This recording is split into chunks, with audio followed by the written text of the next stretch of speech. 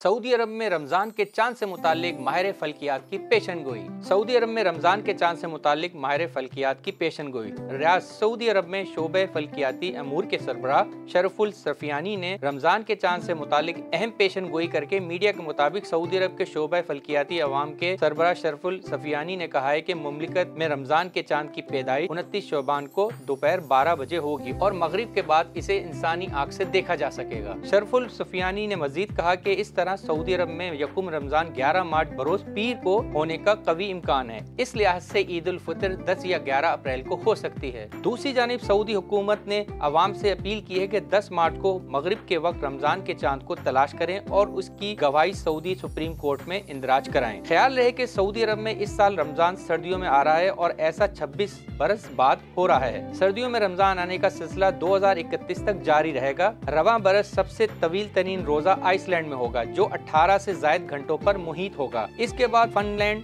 Scotland, Canada है जहां 17 से 18 का रोजा होगा। बर्तानिया और फ्रांस में 16 से 17 घंटे का रोजा होगा, जबकि स्विट्जरलैंड, इटली और स्पेन में रोजा 15 घंटे के लगभग होगा। वॉन कराची की वीडियोस देखने के लिए हमारा चैनल सब्सक्राइब कीजिए और बेल के आइकन को क्लिक कीजिए ताकि आप हमारी तमाम आने वाली वीडियो से बाखबर रह सकें।